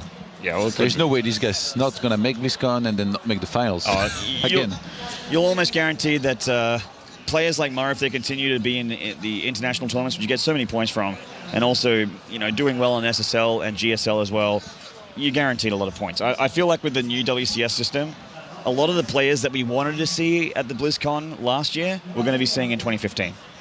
With two big Korean tournaments awarding points, international tournaments with the invites, and a lot of these players, like Soulkey on camera right now, being on foreign teams, non-Korean teams, means he's going to be flying out a lot and going to a lot of these events. And Maru, after getting a taste, if he gets himself a satisfactory finish, and I'm sure satisfactory for him is first place only, he's going to be looking to come to more Intel Masters as well, especially when they're this close to Korea. It's literally a very close flight to Korea. I think it's like 2 hours or something. Actually, it looks like the game's back on. So we got to switch into that pretty shortly. The unpause has happened. We'll switch in any time here. Stone-faced. Completely stone-faced. Does not even care. More Hellions being caught in the middle of the map. This is even worse for Maru if he gets those taken out by the Zerglings, but the Duke's too good this time. A ball of Marines to help out the Hellion brethren in the middle of the map. 8 Mutas have completed already, and we have Zerg Flare attacks level 1 on the way with double evolution chambers, so Soulkey here, he's finally got his unit of choice. He's going to be able to do some harassment, to defend nicely. Oh, medevac! A medevac and a Viking. It's a nice pick-off to get that medevac. The Viking as well, not too bad of a pick-up, but especially the medevac. And Soulkey making 12 lings now. He's got a lot of bio to deal with. Swinging over into the natural, there's some Marines there already. Might be able to get an SCV, maybe not. He's probably thinking, what the hell is this? A third base on the way with some long-distance mining. Maru's a crazy kid, man. He does what he wants. Doesn't play by the rules. Failing speed halfway done. He's done well with his own way of playing. That's right. With the 1-1 underway here. Oh, Mutas need to be careful here. They do have stim. The creep spread, not too bad, I guess, here for Soulkey, but Maru's still ahead in supply, like almost every single time. He's got quite a few Widow Mines already out on the map. 3, 27 Marines as well, against 8 Banelings, 8 Mutas, and 17 Zerglings. Worker count still pretty even. Soulkey's squeezing out a lot of units and very few drones. Like, he just made 3 drones and a lot of Zerglings. Oh, the Banelings are looking to press up the Marines against the wall here. Actually gets a decent connection, considering they're slow Banelings off creep. Soulkey, it feels like he chases a little bit too far. Maru just always engages at the edge of the creep, and oh my god, he needs to be careful not to lose Mutas. I can't believe he lost that many Mutas there, but he will at least get a medevac for Soulkey. He lost 4 Mutas. Yeah, I can't believe he lost those Mutas there. That's a really large blunder for the Zerg. Yeah, you definitely want to keep this Muta count alive here as Soulkey, and losing those, he's going to have to replace them. They're very costly in gas. That's going to be less Banelings than he can make, and now he's getting only 8. And Maru's not going to slow down anytime soon, pressuring that third base from the bottom of the ramp here. This macro monster, he's already on 60 SCVs, 61 SCVs versus the 64 drones of Soulkey. Making 9 Marines at time, 1-1, about to finish. Nice Widow Mine connection there on the Banelings. They do get cleaned up by Soulkey though. Maru moving back into the third, repositioning, and can't parade just yet. He needs more. He's got 1-1 finishing, which will help him a lot. The Banelings have speed now, so that's helpful for Soulkey, but he's well off creep. He's way off creep. He's pressuring all the way into at the front of Maru's third, and this is where Maru wants to engage. He wants Soulkey to overcommit here. Yeah, Soulkey being on the 4th base the way he is, he's going to work on saturating that, just get enough units to deal with anything that Maru's going to throw at him. And by the look of things, he's not even going to sit back at home. He wants to be aggressive. This is what Moonglade had told me about and predicted here with Soulkey. really trying to make something happen here, being on 4th bases. Yeah, losing those mutas have actually really hurt him here because he doesn't have enough to burn down turrets. It's very hard. It's a lot harder to get that sweet number of mutas where you can one-shot medevacs and mines. The mine's actually going out a little bit too far here, and Maru with a uncharacteristic miscontrol, losing quite a bit of his army there to the Banelings and the Lings. Great engagement by Soulkey, and he's going to go right past those units. There is a wall. Yeah, he gets the wall up by the Banelings, and there's a lot of Speedlings in the natural, and that means that Maru needs to let the wall down to let his Marines come in and help out. His third's in a bit of trouble here. Man, those mutas, they're evil. Just flying in, sniping stuff left and right. Gonna try to go for some medevacs, gets a Widowmine here as well. The micro from Maru is so good. Yeah, but I mean, Soulkey is managing mutas and macroing perfectly at the same time too. He is, Both of these guys are insane. Both players truly heavyweights here. We were talking about how good this round of 8 was and how good this round of 4 is. This is like a GSL Grand Final type of caliber of game we're seeing here, with 2-2 on the way for both players. Slightly ahead for Soulkey. He's looking good with the upgrades. Burrow on the way as well, so we will be able to deny or possibly set up some Banling landmines, which could be great against Maru. He doesn't always scan ahead when he goes for attacks. Soulkey starts a 5th and a macro hatch at the 4th base, which gets scanned here, so definitely gonna just want to look to basically swarm Maru completely before he can get swarmed himself, because Maru is going to be the one rallying units across the map. We've seen the parade. Those medevacs already being low on hit points. It would be nice if you could at least repair that a little bit, because they're going to die faster. And the mutas, feels like the mutas, you know, they're just here to kind of counter-attack, do some damage here and there, and force Maru to attack, counter-attack, in which case you defend on creep and you're in a great position. Some bailing bombs were set up, by the way. Around the watchtower, around the Zelnaga watchtower on the right-hand side. You just don't want none of that. It's a lot of Marines here. I don't know if Maru will expect those. If he walks on top of it, he's just 2 Banelings. Could lose a lot of Marines before the engagement even happens. But I mean, he's still ahead on supply. And those upgrades, man, everything's finishing at the same time. Yeah, basically. Plus to attack on the way for the mutas, which is going to help him pick off those medevacs a little bit easier. And also the Widowmines as well, which is why they exist. Oh, here we go. Big engagement. The Widowmines are ready. The Widowmines connections aren't amazing here. Lots of Banelings left over. Soulkey, he might just have too much. Pushing forward, but Maru splits. Oh my god. He keeps all of this alive, and just every Baneling died there. And he has so much army left over. Maru with such good splits and micro in those fights. The mutas now diving into the main, looking to get some production, getting into the economy. Yeah, Soulkey, it really feels like again here. He's saying, I want to put you in a bad spot back at home. I want you to attack into me, so you step on creep. In which case, I'm gonna blow your entire army up with my Banelings. The Baneling bone just below this. Okay, he spots it. He demines it with the units that he has here, Maru.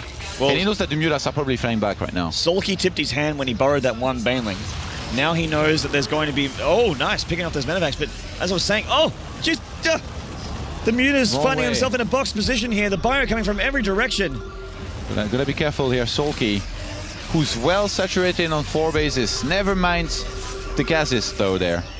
He only wants to produce out of the 6 hatcheries that he has. And he's going to go for the fight. This is on creep and a lot of Banelings here. Maru needs to be very, very careful. Big connection with the Banelings on the Marines at the front there. And he's trying to split the army supplies very, very even, in fact, in favor of Soulkey. And he's pushing Maru back. Maru splits are nice, but with the reinforcement, he could keep pushing here. The Banelings are starting to thin out. The medevacs are taking so much damage. He can't lose these medevacs. Yeah, he has to leave here. But I mean, they're so low on hit points, he's gonna have to repair everything. That's gonna delay the next attack a lot. And Soulkey, all of a sudden, he has so much supply. 85 army supply to 55. 20 of them are Zerglings that are about to pop out here. Do you think Soulkey, there's any chance he might try to finish? Or should he just keep on waiting, knowing that Maru does not have a 4th, because he has a burrowed Zergling on the 4th base of Maru?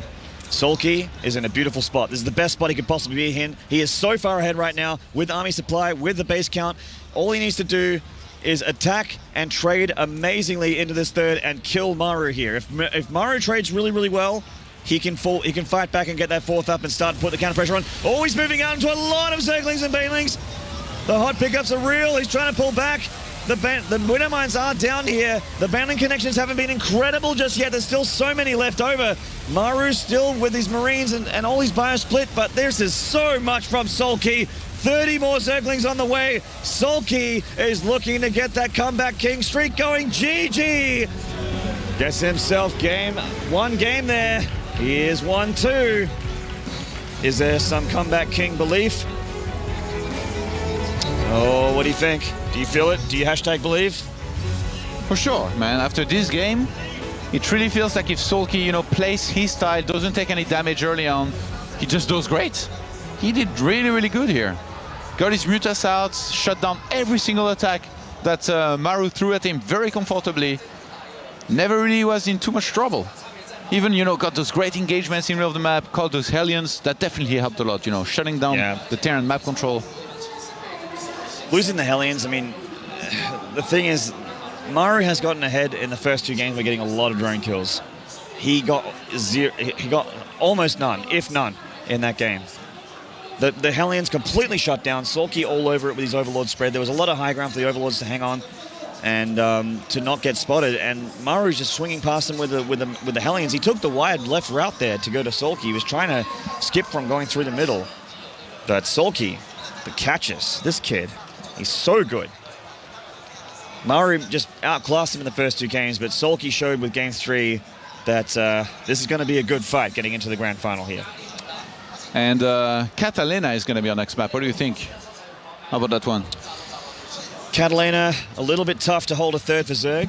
Hellbat pushes quite nice on this if Maru wants to go for a Hellbat. Even better reason to go for 2 base Mutas. Absolutely. Which, if he does not, I'm going to be sad, because he's done pretty bad with everything else. The Hellbat push is pretty much the thing that forced Zergs to go for that opening that you like, the 2 base Muta. And then they discovered how good the Mutas were early on. I guess there are some weaknesses to the build. Having to skip upgrades for this long definitely can make it difficult to deal with Terran later on. But as long as you don't take any damage early on, then you're always going to be able to reach a certain amount of drones, of upgrades, of Mutas, Banelings, and then it's all about the fights and defense with counter-aggression here and there. And Soulkey's execution was just insane in the previous game with that. Those Mutas, he knew that he was going to have enough back at home no matter what to defend against any kind of ground army attack by Maru. He had Overlords well placed. No drop was even attempted, I think. Besides the original drop in the main? He tried one in the early game, but it got shut down so hard. Yeah, I mean, behind is like any kind of double Medivac drop didn't even happen. Well, like I said in the first 2 games, when you asked what's, is it decisions or is it the engagements, Soulkey's been having great engagements. And when he has the right amount of units and he picks the fights the way he wants to pick them, the engagements go amazingly for him. Some of them, it was very back and forth because Maru is an incredible player. He will always prove split. He knows how far he can go and creep without losing too much. He knows when the Zerg's going to counterattack. Yeah. Soulkey will get the good engagements. It's just the first 2 games, his decisions were a little bit funny, but game 3 looked a lot more than what we expected, and then he got the result that we kind of expected. A lot of the panelists expected. A lot of those guys up there think that Soulkey's going to win this one still. Yeah, the engagements, you're right. Like, this is definitely one of the things we haven't talked about too much. We mentioned how good Maru's engagement were in the first 2 games, at least. Standing at the edge of the creep, pulling back, splitting perfectly. But Soulkey kind of fixed that too. He took some pretty bad engagements. As much as it was Maru playing really well, it was maybe Soulkey overextending a little bit as well. Yeah. So, yeah, that's a good thing that he has fixed that in the previous game, but he's going to have to keep that up. Taking very good engagement. I mean, you can macro all you want. You can get as many units out as you want. You can even have a big supply lead. If you butcher the fight, you're going to lose no matter what. So you can't butcher the fight. You need to own the fight. Yeah, got to trade very, very well. Both players need to trade very well, actually. Like I said, TVZ, whether you're ahead or behind, a bad engagement, a Baneling hit, a Widowmine hit, makes all the difference. Man, that facial expression with his cheeks. It's if he went to the finals, it would be that facial expression against Life's duck face. He does the warm-up thing where he touches his face from the side. Yeah, I was image searching for Life a little bit ago when I was doing a tweet about the grand finalist, and there were so many of them with doing his fish face. Yeah, it's a fish face or a duck face. I thought it was. I guess fish. Yeah, fish is more right. I guess fish because he's like squeezing his cheeks. Yeah. I don't know. A lot of people out there wish they could squeeze his cheeks. What's your habits before you play StarCraft? What face do you make? I don't. I think I make a Maru face. I don't really have an expression when I play StarCraft. You make a Maru face. Well, no one's. You wish you did, Maynard. I wish I could keep Maru's face through the whole game and playing through a tournament. But I mean, when I play StarCraft, it's not for a longer session. But as Maru would, he'd play 100 games a week easy, less, maybe double that. But we're gonna go for a short break here for a few minutes. as the players get set up for the next map here. So guys, please don't go away. We'll see you soon.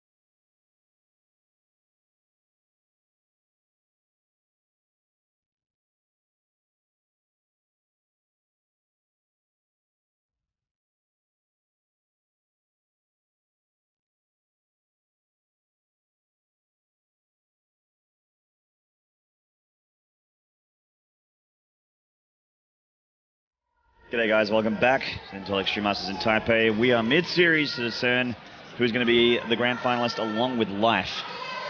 And at the moment, Maru with a lead 2-1, but that one was, well, Soulkey just came back and got himself a map. Maru can bleed, apparently. Yes, and if it bleeds, we can kill it.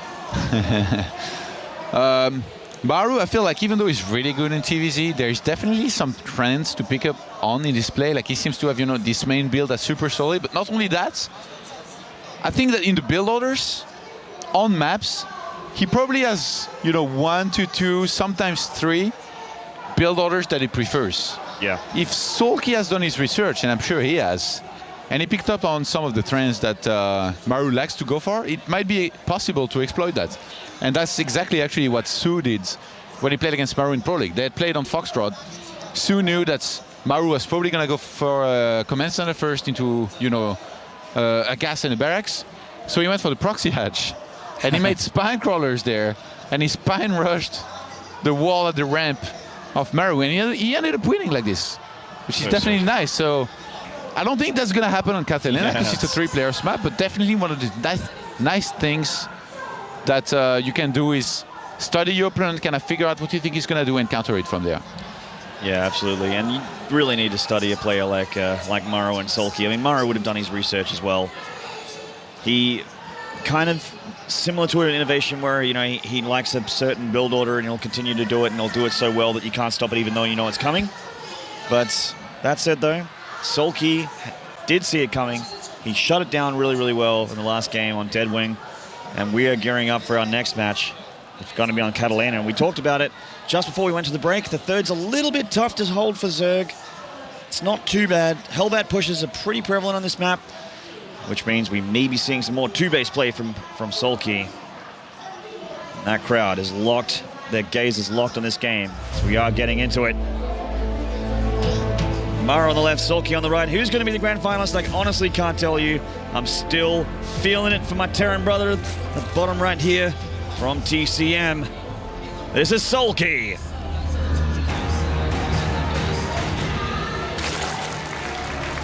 And in the northernmost position from Jin Air Green Wings, this is Maru. Any prediction on what we might see here out of Maru? Are you feeling 2 racks, CC first, Reaper? On this map, Reaper is pretty good, right? Yeah, this map is pretty good for Reaper. You got that sort of jump up position in the top of the third there. You can get, you know, you can be pretty obnoxious with it. He had some fun against True with some Reapers, actually. He did, but I don't know if we won't be seeing Reaper Rush in this game. No proxies either. But it's kind of like Terrans don't really open Reaper anymore in TVZ. It's kind of the meta to just go Marine first and then go Overlord hunting. Shoo them away from your main. Even if you don't kill Overlords, keep them out of your main and make the Zerg think twice about sending one straight over your production to see what's going on, which you can do when you open Reaper. Soulkey going pull first here. And Maru going Reaper, so definitely going to want to look to get up that ramp here, do some damage, annoy Soulkey as much as he can, get a few kills, if possible. And Soulkey, yeah, it's just going to be a pull into hatch, you know, very standard. In the previous game, he went hatch first and won, but not going to risk on a map like this, you know, losing to a 2 racks, being down 1 and 2. He's dropping a second barracks in the main, Todd, and he's hiding this from Soulkey. I thought this might happen, man. Reapers on this map, they are pretty sick. The thing is, okay, no, Soulkey is afraid that this could be a Marine, so he's just going to get out. He's not going to take the risk. Yeah, well, he knows what Terran's been doing these days, and Maru might be playing with the meta here. Second barracks, 3/4 of the way done. Soulkey completely unaware of it. If Soulkey does not realize what's up here, he's going to be in so much trouble. And look, he's starting an extractor. Do you think this is the right move here to try and go for speed? Is speed going to complete on time to be relevant in this game? We'll have to wait and see. Barracks finishes. Second Reaper on the way, no doubt, to go for that. Yeah, there it is. You don't have that much gas though here, Maru, so that's gonna delay that third Reaper that he's starting now. Yep, so on the way though, and the bunker's gonna go down, Todd. This SCV just scouting. It looks like he's a scouting SCV. Soulkey doesn't know better. The Queen is out. And here comes Reaper number 1. Saying hello, which is, I mean, it's very standard to have like 1 Reaper up there. Yeah, that's the path for the Reaper. Opening Reaper on this map, it's really the next 2 that will put Soulkey in a difficult position. Oh but my God, he sees a second Reaper. Oh, it's a little sloppy here by Maru. Should have rallied that towards the left. So now, knowing about that... But he hasn't actually tipped his hand here. He hasn't looked for that bunker yet. He hasn't started... Yeah, is that bunker really that important? He's getting more queens now. He's going to go up to 3 very quickly. Speeds, I guess, is 90 seconds from finishing. And here come the Reapers. They're right in front of that Queen. 3 Reapers now, 2 Queens out. That's quite a lot of damage here from the Zerg. No transfuses. Micro from Maru, quite good so far, but he's getting very, very low in hit points. He's going to go for drones instead. A 4th Queen was already started here, and Soulkey needs to protect his mineral line with the Queens here. He was out of position for a second. Ooh! Nearly surrounded that 1 Reaper at the back. The Micro from Maru is exceptional. Oh. He's keeping all... Oh, he got the Queen as well. Maru, you sick Terran. A 48 energy Queen as well. It's almost had a transfuse for another Queen. Oh.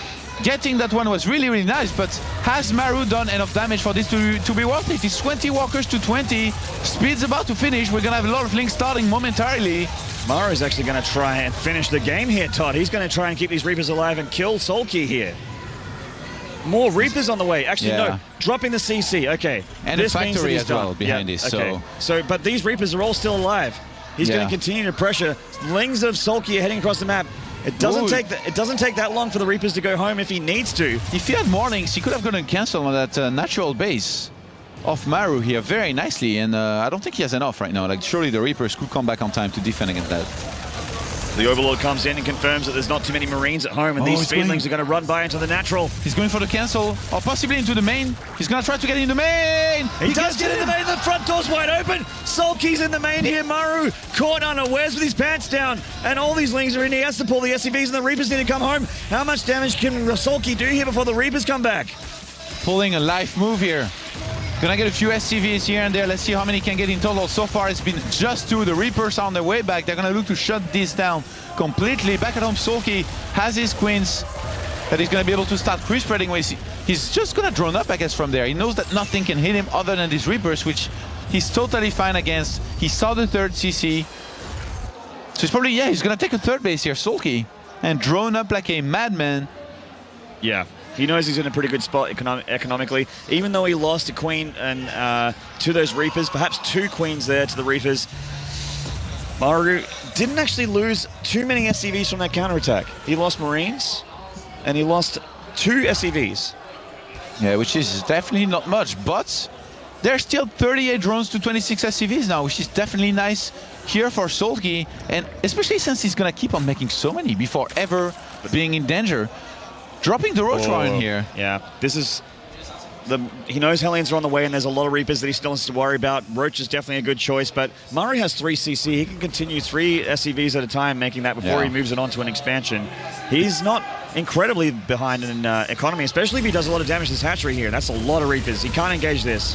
Having made as many Queens as he made early on, he's going to have a lot of creep spread, or even transfuses on this Queen to work with. Queen's coming up. Targets the high energy one. Actually, a lot of them have energy. That's transfuses there. The Reaper Micro from Maru is so good. They are still alive, but they're very, very low. 1 goes down there. Big pick off there for Soulkey. Just a few left now. Yeah, 2 more Hellions are going to rejoin this, and he's actually keeping a little bit of units back at home here, Maru, with the double Hellion and some Marines. And instead of dropping down a starport very quickly, Maru went for the double eBay behind the middle line of his natural once again and added on 1 more barracks. Now the big tell here is that there are 11 Roaches on the way and a Banley Nest. Soulkey is going to be going for a bust here, and this is a very scary bust. Yeah. Only Hellions and Reapers aren't going to help a whole lot against this. The Hellions sure will be great against the Lings and the Banelings, but look at how much he has back in the natural. That's not much at all against this many Roaches. Soulkey really picked up on the fact that Maru, he loves to go for double eBay with this. He knows that Maru's probably going to have double eBay, so he's going to have that many less units. And in terms of army, we are up to 54 against 36. I've seen Maru actually make some of the very best holds against this kind of attack in the past with just sick micro. He's going to need just that. He's had some incredible holds in his career, but can he do it again? This is a very, very scary attack here from Soulkey. He's definitely respecting it. He knows that he just needs to hold here to be in a great spot. He's making so many bunkers, and he has a ton of Marines as well. He's getting a tank as well. Yeah, to help and defend. If that came out, it would help so much, but the bust is going to happen before. Here we go. Here we go. A lot of the Banelings going down, but there's still a couple left. The Banelings are all gone. It's all about the Roaches. 4 or 5 more at the back. The Banelings, more Banelings keep coming up the ramp. They just won't stop. They're pushing through. The bunkers are going down. The Marines are going down. One Marauder at the back line is so helpful here. The SCV is being pulled. The Hellions helping so much against the Zerglings. I think Maru's going to hold here. Yeah, he's taken quite a few losses, but only 9 SCVs. That's nothing compared to how much he just spent there. Especially Maru was in such a good spot. Yeah, having 3 orbitals here, 32 SCVs against 41 drones is definitely not the end of the world, but behind is Soulkey. He's finally going to start lair. He's going to drone up a little bit more with 10 more on the way. He's still got the cruise spread going for him, so this is still anybody's game. The Hellions are all still alive, and he's very, very heavy lings. He's going to be very careful. Can't go too deep on the creep. Do those Reapers ever die? One did. Yeah. With a siege tank and Marauders and Marines back at home, and the upgrades on the way, Maru going to have 1-1 before Soulkey even starts his. So that's definitely a big win. Armory on the way as well. Being able to start 2-2 ASAP going to be important, and Soulkey is going to focus on the creep spread from here. Wouldn't be surprised to see him drop down a Spire, already being on 3 gases. Oh, and with the armory coming down, not only can Maru get 2-2, but he can also turn those Hellions into Hellbats. He goes make for them roach so speed. scary. Yeah. How do you like that? Instead of going for Spire and Mutas, he's gonna stay on roaches. I think he knows that he hasn't done too much damage, so he's not confident to go into Spire. He thinks that he will die, maybe, or he might die, and he doesn't want to risk it, which I guess also makes sense with everything that happens. Yeah.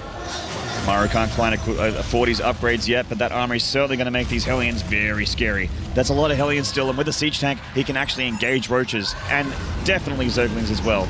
The Spire is on the way for Soulkey. Looks like he might have cancelled roach speed, actually. Changed his mind, perhaps. Yeah, went for the Spire. Which, I mean, in this case, it was slowdown because he hesitated about it. Yeah. That drop in the main should be defended. There is a lot of links and banelings waiting there. Yeah, Maru just not silly enough to try and make that work. Oh, actually dropping the Marines out the front here. Engaging the Zerglings. He does have 1-1, so actually the trade went a lot better than I thought. I forgot about those upgrades. The poor 0-0 links getting demolished completely here. A good scan will help clean some of that creep spread, but lots of banelings are morphing now. Yeah. Speed should finish before the next engagement. Oh, beautiful. I love this siege positioning. He can continue to poke into the main, and when the banelings come up, he can just keep ferrying it up into the main here using the slip. And Overlord going down, not quite supply blocking Soulkey. Centrifugal Hawks is done. He does have Baneling speed, and he needs it to try and get his juicy connection here because the Hellbats are out. Oh my god. The splits from Maru is up the creep, and he's just using losing the Banelings on the Hellbats, and the split was beautiful here out of Maru, but Soulkey attacks from behind. What's down the ramp, but that means there's too much in his main now for him to be able to hold. Yeah, and he's losing Queens here. Hellbats are still alive. The Medivacs aren't healing the Hellbats, but they are keeping the Marines alive. Here come the Banelings. They connect with the Hellbats. The Hellbats are dead, and Maru's going to pull back. He does get the siege tank at the back as well. So Maru might be stymied for now, but he has 63 army supply over the 32 of Soulkey. Equal worker counts, but Maru's army is so scary. He's got to pick up here. He's going to be careful against those Banelings. An inefficient trade, and all of a sudden Soulkey can try and muster back. All these Overlords are going to go down. I mean, there is nothing to shut down the Medivacs here. 5 Mutas are being made, 7 now, but there is just too much army supply for Maru, who just wants to advance to the finals here with this game. And it looks like he will. 60 supply over 30, double the army supply. The Mutas are coming down. He's in the main, completely killing the mining time. I think that this is it, Todd. Maru stimming his Marines. He's trading so well. The main cannot be cleaned up. He's making Zerglings. The drones are just sitting there. Maru, it looks like he's only 20 supply up, but he is so far ahead in army supply with 2-2 on the way and just 1-1 done for Soulkey's units. Soulkey is holding on for now, but how long, Todd? This is Soulkey's tournament life that he's still fighting for. He's trying to hang in there, but Maru's not going to slow down anytime soon. Rallying all the barracks across the map. So many more units than his opponent. 80 army supply to 37 now. And this is a terrible engagement for the Mutalisks. They're all going down. Soulkey is losing his lifelines. The Banelings are coming in the back. They can't even kill the Widow Mines. 3 Banelings, 4 Banelings in the front. Too much fire. This is it. Maru is going to be a grand finalist, and he will face life in the grand final of the Intel Extreme Masters Taipei. What a boss. What a boss. And this kid, now I can say, will definitely be going to the grand final to face life, and with it's going to be the most incredible TVZ that you guys have seen in recent memory. And oh boy, And much like life, he qualifies for Katowice as well. Yes. Which is always nice. Lots of money gonna be up for grabs here. It is always nice to go to the World Finals, absolutely. What a dream finals. Yeah. If you check out Carmack's tweet, he actually tweeted last night the current invites for the World Finals, or who's going to the World Finals in Katowice, which is the next stop for the Intel Extreme Masters. All the players that qualified, he's now one of them. Yeah, he is one of them, so what a great showing for the debut of this, the only Terran in the round of 8, getting all the way to the grand final. You think he still thinks Terran is weak? He probably still does, in his sick, twisted perception of life. He probably thinks that Terran is incredibly weak. But Maru, what an amazing player. He's probably, I would say that going into this final, probably going to win against Life. But that's enough from me. That's actually my last cast, our last cast for this tournament. Hope you guys enjoyed. Todd and myself, we're going to be switching over to Kalaris and Apollo next. But first, let's talk to Red Eye at the desk. Thank you very much, Maynard and Todd, there with our second semi-final. So we have our grand finalists. They are set, and they're both through to the World Championship finals in Katowice in 6 weeks' time. Kalaris and Todd are with me at the desk. Done it again. I've done it again. It's twice now. Is this on purpose? I think it is. I'm trolling. I don't like to be disrespected like this. It could be like a, you know. There's no backhand compliment. compliments in that statement. We know the history between the English and the French. Come on. See, the trouble is you keep confusing me with your buttons. You know, he does it up, he does it down, he does it up, he does it down. I don't know. Sorry about that. Yeah. So yeah, sorry. Apollo. Hello. And Kalaris. Hello.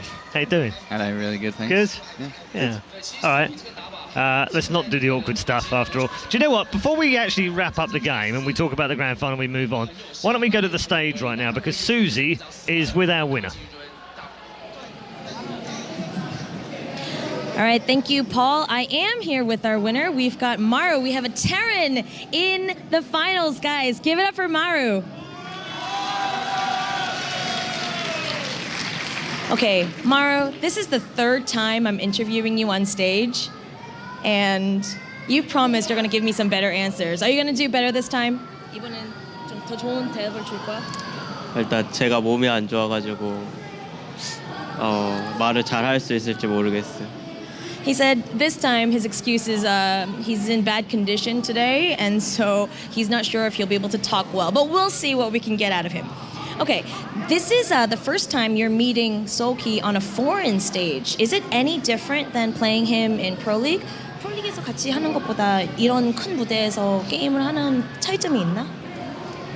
일단 프로리그는 단판이다 보니까 되게 한 경기밖에 없어서 지면 좀 그런데 이거는 5판 3선이고 하니까 충분히 이길 수 있다 생각하고 경기 들어갔던 것 같아요. He said, you know, in Pro League, it's always just one match, wherefore here, it's a best of 5. And so he said, even if I lost a game, you know, it didn't really matter so much, wherefore in Pro League, it really did. So he was feeling a lot better, and he knew that he was going to be able to win. Okay, is Terran really the weakest race? 진짜 테란이 그렇게 약한 정도야? 약하진 않은 것 같은데 센 건 아닌 것 같아. He said, fine, I guess they're not weak, but they're not strong either. I'm not sure what to make of that answer. Okay, did you expect a 3-1? 3대1로 이길 거라고 생각했어? 첫 판 이기고 되게 3대0으로 이기고 싶었는데 두 번째 판을 해보니까 그러진 못할 것 같아서 되게 역습을 당할까봐 걱정을 많이 했는데 이렇게 그래도 이기게 돼서 되게 좋은 것 같아요. Actually, after he won that first game, he thought he was going to be able to do a 3-0, and then game 2 happened, and then he kind of lost a little bit of confidence, but he's really happy that he was able to win. Okay, so next you are playing against Life. It is going to be a ZVZ final. TVZ final, and you were able to beat Azur pretty easily this time around. Do you think it's going to happen again? 이제 또 다음 상대방은 저그 선수인데 그것도 그렇게 쉽게 이길 수 있을 것 같아? 일단 제 컨디션이 좀 안 좋아가지고. 왜 안 좋아? 감기 기운이 있는 것 같아요. 그래서 한번 해보고 좀 잘 풀리나 안 풀리나 봐야 될 것 같아요. Okay, he says he's catching a cold, guys. he's not feeling very good, so he's just going to have to play it out tomorrow. I mean, later on, and see if that cold is going to affect him or not. So we'll expect good games out of him, and we'll go back to the desk with you. Thank you very much, Susie, on the stage there with our victor from our second semi-final. Back to the desk with Todd and Claris again then. Yep. Yeah. Yep. Yep. Good to be back. That might possibly have been the worst hosting I've ever done in my entire life, that last segment. It was awful. Just going to throw that out there. Anyway, back to the serious stuff and the good stuff. Maru, massively impressive again. Against what you said. I mean, you went with Soulkey, I went with Soulkey as well. It was more of a heart decision for me, but he played so well. Yeah, when looking at it, if we just reference the game 3 on Deadwing there, when Soulkey gets to a certain point in the game, he is able to win in the later stages. But against a player like Maru, you just can't get there. Yeah. And if you do get there, let's say the benchmark's 15 minutes. If you do get to the 15-minute mark, you've already lost the game. Yeah, absolutely. James, what do you think went wrong for Soulkey, or what didn't go right for him is probably better the way of putting it. What went wrong for Soulkey was that Maru was just on top of it, as Sean says, through the mid game. But what did he do? Do you feel like he could have played better? Do you feel like if he played better, it wouldn't have mattered? Was Maru that strong? I mean, his splits were really good. They just kept going. They never really stopped. Yeah. There weren't even that many impressive Widowmine connections to really warrant the idea of that being the limiting factor for Soulkey. It was just purely split after split after split, and it never stopped. Soulkey wasn't good enough. He wasn't good enough in the early mid game. Yeah, sure. I mean, did you get that feeling, as I did from the first match, when Maru decides, okay, it's 2 racks right off the bat? Into, well, then I'm just going to make you look stupid kind of build, and still wins, even though it didn't work. It's like, well, how can Soulkey win this now if that's going to be how it is? Yeah, when that happened, the first thing I did was grab my phone. I'm like, Soulkey, because it's happening like he knows how he knows how Maru's going to play. I don't think you could have got a better scout, could you? Because it popped. He knew, and he knew straight away. He knew it was going to happen, so he went there, he saw it, and from that I was just inspired with confidence, especially with what we said before we went on with the game. And then it kind of just went downhill. Yeah, absolutely. The wall-off could have been better from the Hellions that did enter as well. I mean, that was something that really helped out Maru in that game. And unfortunately, just 2 evolution chambers with the Queen just chilling out isn't enough. He didn't get the right scout to see those coming over the map. 2-0 down, you then start worrying, but then we all know what Soulkey can do. We've called him the comeback king a number of times, and he's proved us that he can do that. Not quite this time, but he did at least get that map back. Did you think, okay, this is now on? Because in game 4, there were chances for Soulkey. There were opportunities, small windows, admittedly, but there were chances. When he played on Deadwing, cross positions, it's the best case scenario to get to the late game without dying in the early part against Maru. It's a big map, it's a 4-player map. So when that happened, I was inspired with confidence again, thinking, okay, he can do this. Catalina, he took the early mid game with a lead. And as we've seen so many times in the past, with that lead, you have 2 choices. You get further ahead and don't worry about finishing the game off, or you decide to take that lead and hit within a window to win the game. He chose that latter option, and unfortunately it didn't work out for him. So it was defended. Yeah, very straightforward in the end.